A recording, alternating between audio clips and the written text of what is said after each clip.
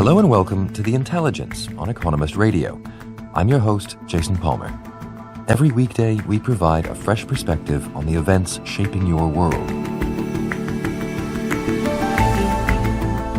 Ethiopia's newish prime minister was supposed to be a champion of peace. In fact, he got last year's Nobel Peace Prize. But in Oromia, the country's most populous state, our correspondent sees evidence of a violent and indiscriminate crackdown. And amid COVID-19, there are fewer glitzy holiday pictures on Instagram, but people still talk about where they are. Our data team dug into hundreds of thousands of posts, finding that they might be useful for tracking the progression of the disease. But first, today, Britain joins much of the rest of Europe in imposing strict rules on socialization meant to curb the spread of coronavirus. That is why people will only be allowed to leave their home for the following very limited purposes. Shopping for basic necessities. This social distancing will directly and indirectly save lives, and it'll buy time for the development of COVID-19 drugs and, eventually, vaccines. Last week, the World Health Organization announced a global trial called Solidarity to jumpstart the search for treatments.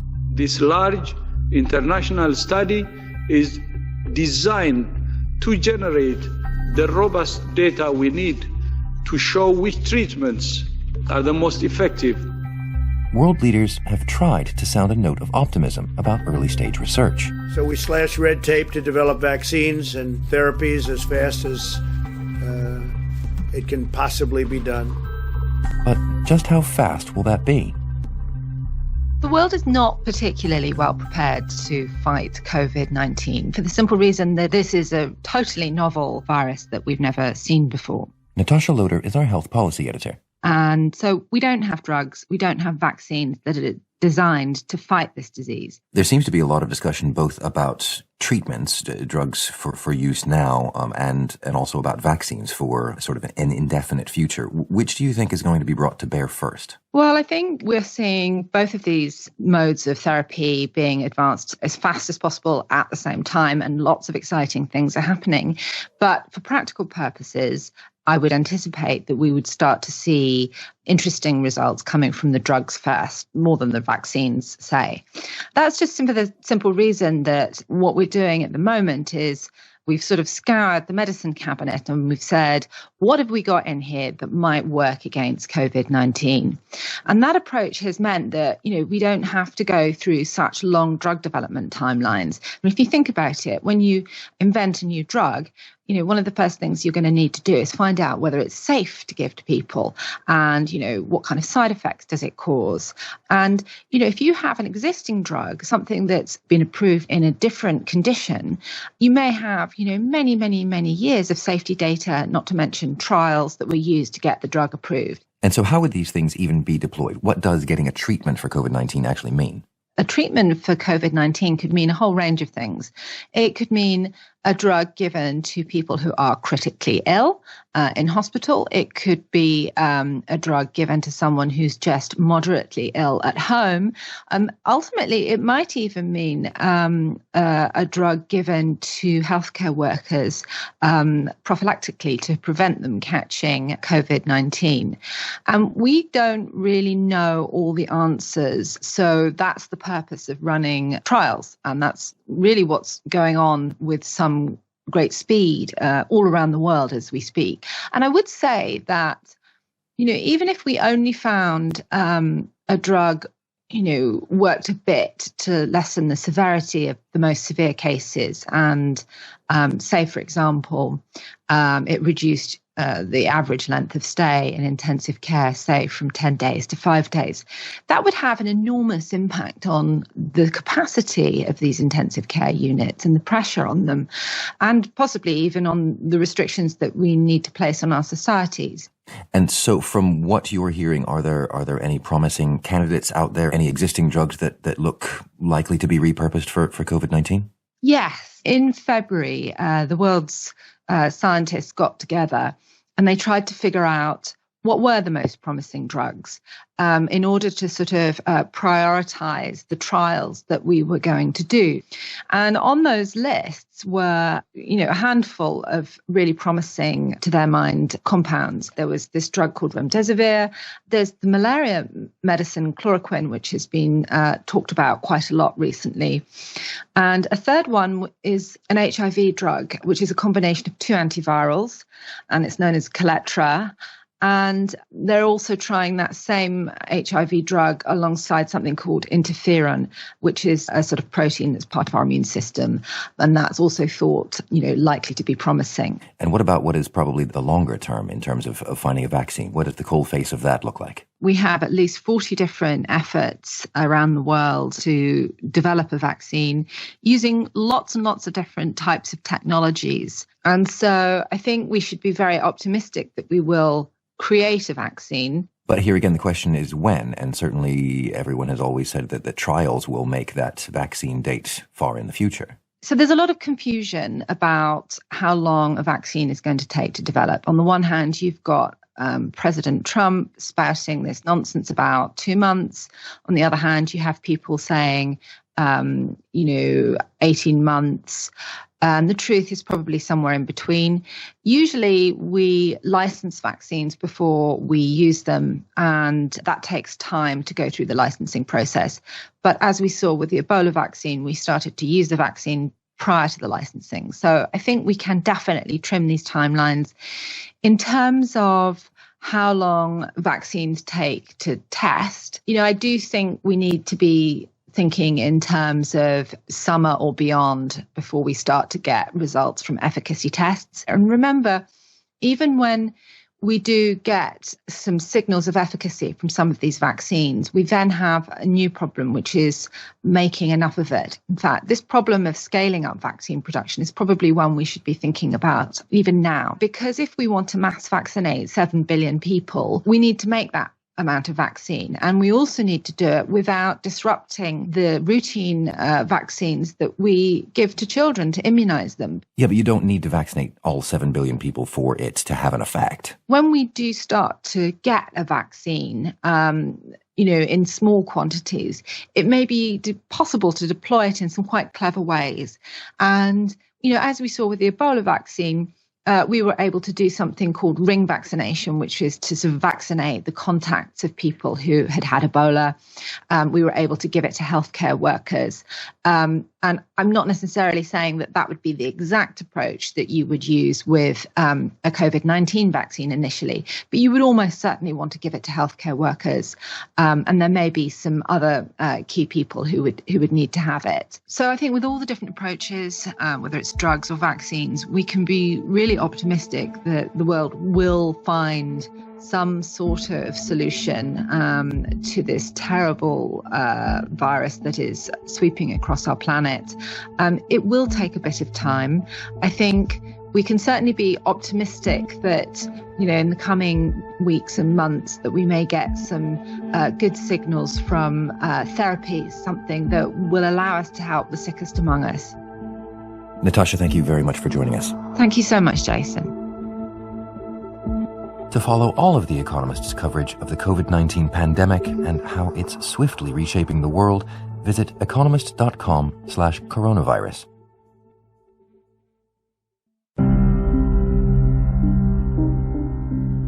At over 100,000 square miles and with some 35 million people, Oromia is Ethiopia's largest and most populous region.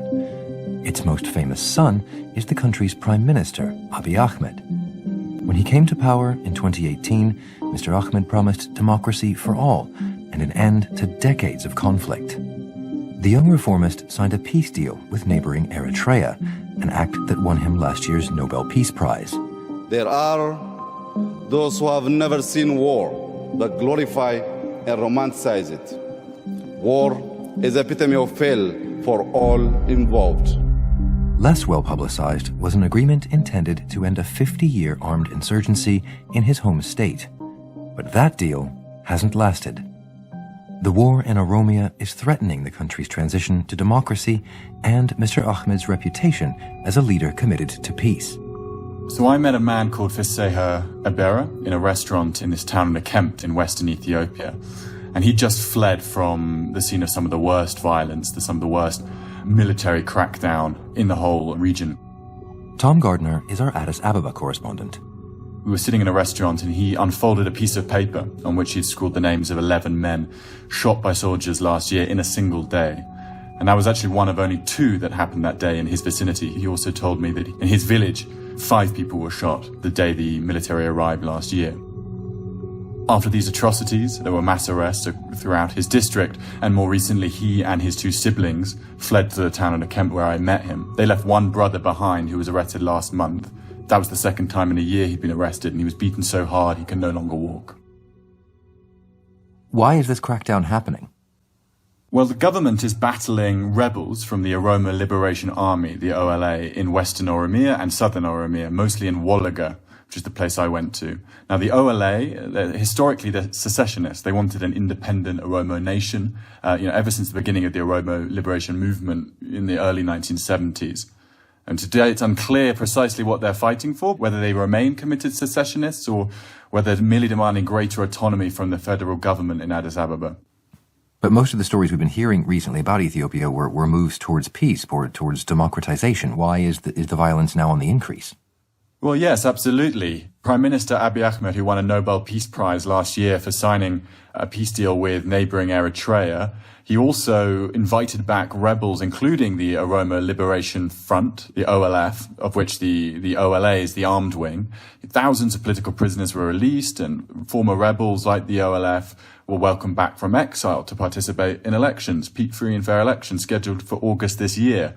The OLA was supposed to put down its guns and be reintegrated into the Oromia's police force. So there was a lot of optimism, at least 2 years ago when this all began. But the peace deal the government signed with the OLF broke down almost immediately.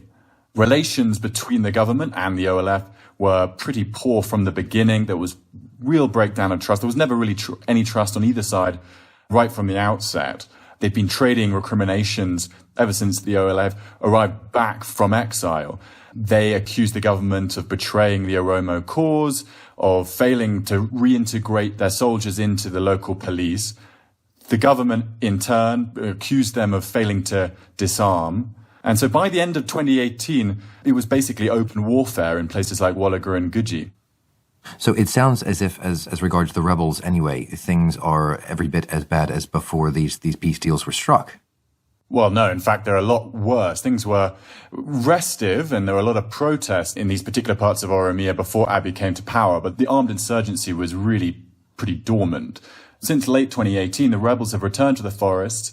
There's been an uptick in assassinations of local officials, raiding military convoys, and, essentially a fully fledged counterinsurgency on the part of the government. In January last year, the military reportedly began conducting airstrikes against OLA training camps. This is something which hasn't happened for decades. So this is a real escalation.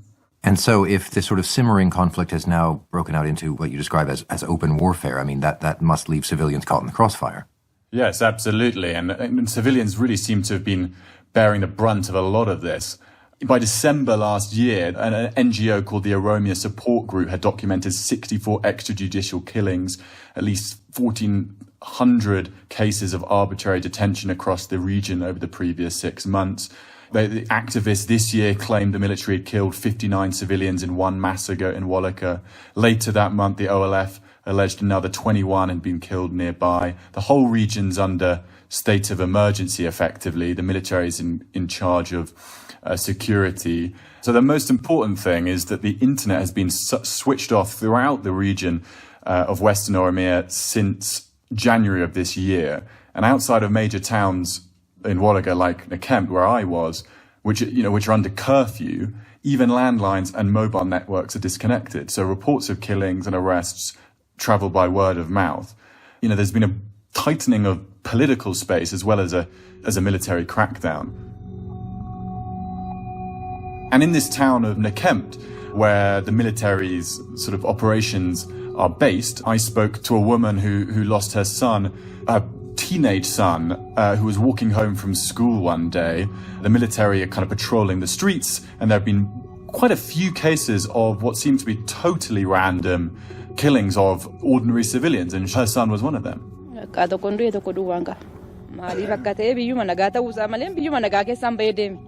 I had 2 sons. Now I have just one. I don't know why he was shot. My son was young. He didn't know about politics. She told me that on the day of her son's funeral, there was a huge crowd came out, gathered on the streets of Nekempt to mourn. The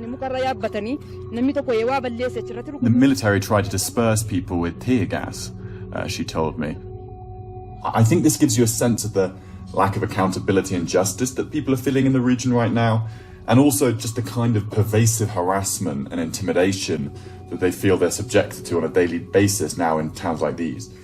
I should say, however, it's very difficult to verify her allegations about the murder of her son, difficult to verify these types of killings in general. There's virtually no way to speak to military officials in the region about specific allegations.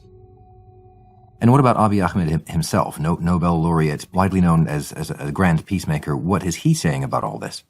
Well, he's admitted the military is carrying out operations in both these areas, Wolaga and Guji in Oromia. He's also admitted that the internet has been shut down for this reason. But like the rest of his government, he disputes allegations of excessive brutality, of atrocities against civilians. He says he's open to negotiations. Last month, he told lawmakers that it's good for people to solve their issues through discussions, meetings, and conversations. You know, that's the official line. But the reality is it doesn't seem like the government is really interested in any more peace talks. To be fair to them, they don't seem to have been very effective so far. But it acts as if the conflict can be resolved through force alone. And so with that as the evident driving idea, how do you see this playing out? At the moment, trust between the two sides is essentially non-existent, which means we're in this sort of seemingly endless war. The rebels simply denounce the Ethiopian state as a colonial oppressor, which can never be trusted. The government says that they're just targeting bandits, essentially. So the prognosis from where I'm looking right now is pretty bleak. Tom, thank you very much for joining us. Thank you very much, Jason.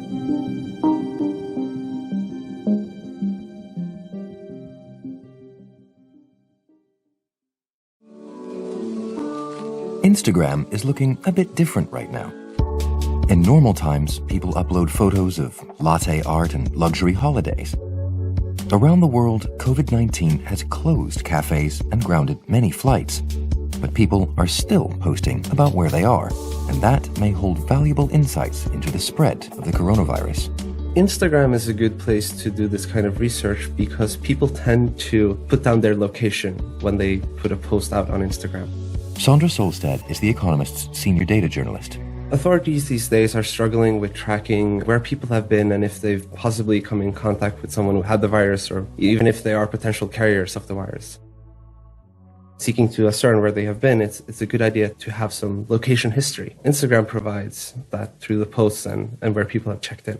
And so how did you go about actually getting some useful data out of Instagram then? The challenge is identifying people who have been at places where the virus is widespread. So the first step was to identify places where the virus was rampant. And the cutoff that I chose were places where there are at least 50 confirmed COVID-19 cases. With this list of places in hand, what I could do was I could go in and find the nearby locations where people had posted pictures. So for instance, in Wuhan City, there might be some monuments or maybe some famous museums where people would check in. I could then go and see who had checked in and use that to create a list of accounts that had plausibly been at a COVID-19 hotspot.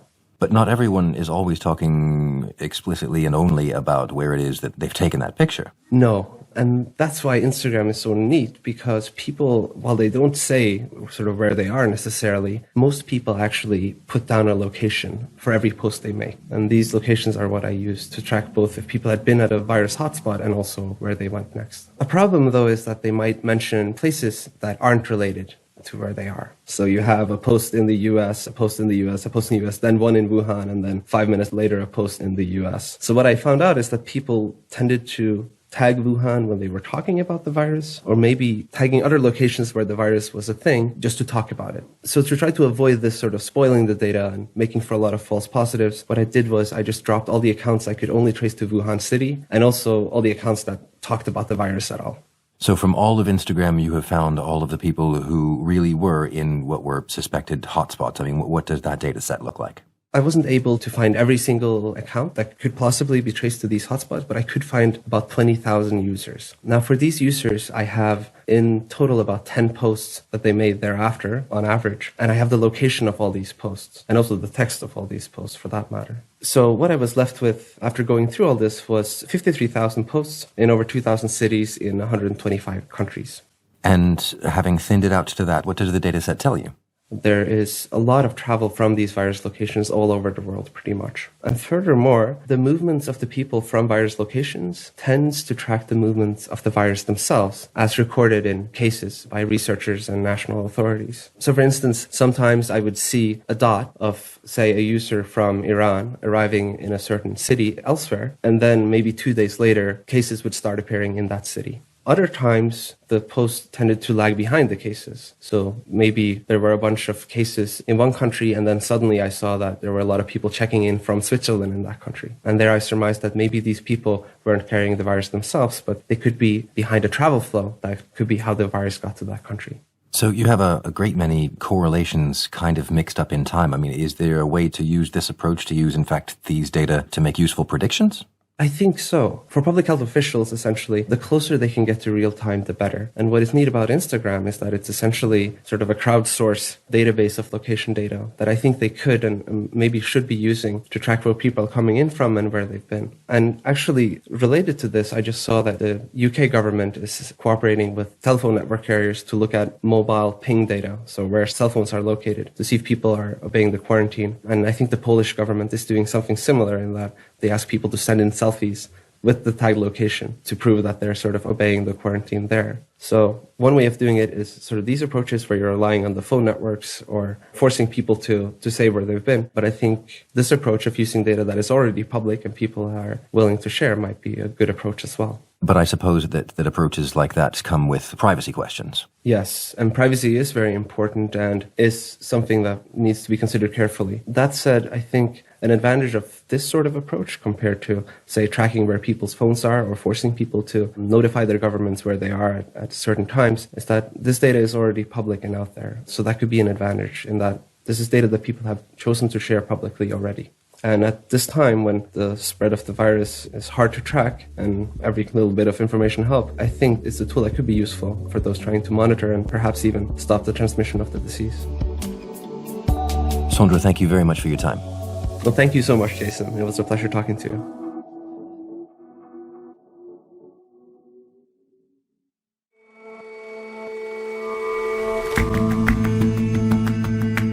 That's all for this episode.